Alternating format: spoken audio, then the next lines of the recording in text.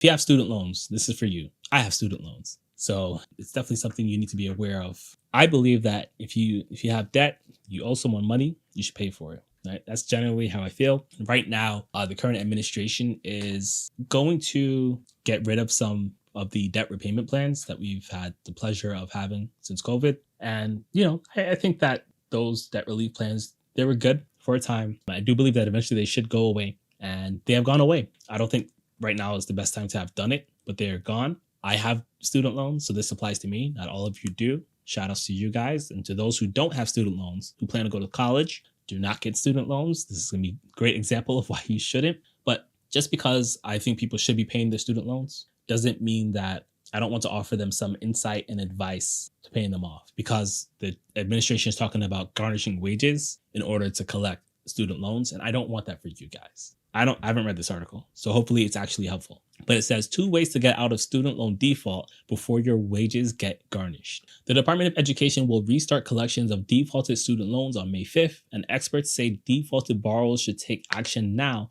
to get back into good standing. I agree, obviously. The 5 million borrowers who are in default could have their wages garnished if they can't get back into good standing, according to the Department of Education. This means money would be withheld from borrowers' paychecks, tax refunds, and Social Security benefits to pay what they owe. Experts say there are 2 main ways for borrowers with defaulted loans to get into good standings and avoid wage garnishments. Borrowers should start educating themselves about consolidation and rehabilitation and consider reaching out now rather than wait for communication. You can get started on these processes now if you log into your studentaid.gov. They can see who they need to contract to get the process rolling.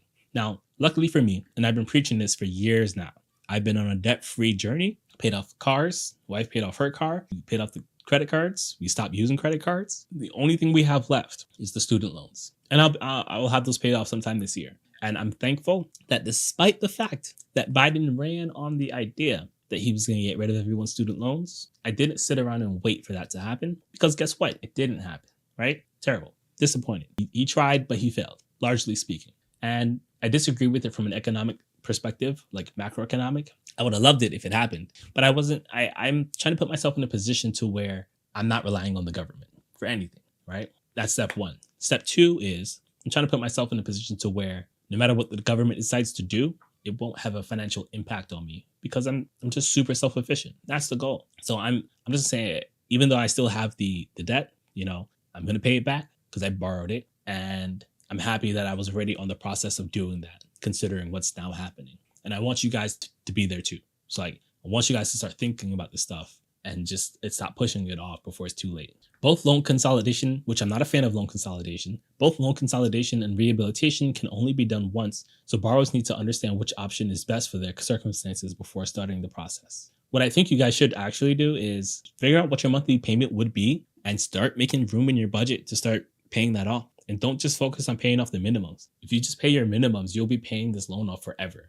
You need to start cutting into the principal. One way to get a loan out of default is to apply for student loan consolidation. This process pays off multiple student loans to combine them into a single loan, bringing the borrower out of default. I did that once. So most student loans would be like a bunch of different loans, and then you can consolidate into one. Typically, they'll give you an average of the interest rate. If you do it through your service loan provider, it's not terrible, but not a huge fan. A borrower must sign up for an income-driven repayment plan or make 3 consecutive voluntary on-time full monthly payments on the defaulted loan to consolidate. However, the accrued interest is added to the balance once the loan is consolidated. So that means your interest becomes part of your, I just had that word in my head, part of your principal. Additionally, while a borrower is brought out of the default, the record of the default and the late payments before it will still remain on their credit report. So the administration is talking about adding these defaults to your credit report too. Loan rehabilitation, which is the second option, can take longer than consolidation, but it takes the defaulted loan off a borrower's credit report and does not add accrued interest to the balance. The rehabilitated loan can get back into good standing.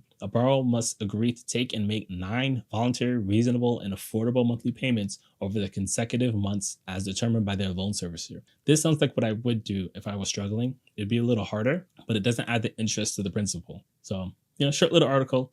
This is scary in that, again, I agree that people should pay for what they borrow, but we're doing it in a time where other economic hardships are being caused. So it's like we're pulling out all the Jenga all at once, right? And I might agree with pulling out the Jenga over time. I just think it's happening all at once very fast, and I'm concerned. I'm concerned for you guys. You know, you're my community. You guys come here because you want to know how to maximize your income, or you want to know how to save more money, make more money. Most of us aren't doing Lyft because it's the thing that we want to do for the rest of our lives. It's the thing that we fell into, and we realize that we can use it as a tool, our financial tool. But I want you guys to use these tools to build a house that insulates you from other people. You know, I hate the idea that other people have a financial say in my life at the stroke of a pen. And I'm doing my best to insulate myself from that.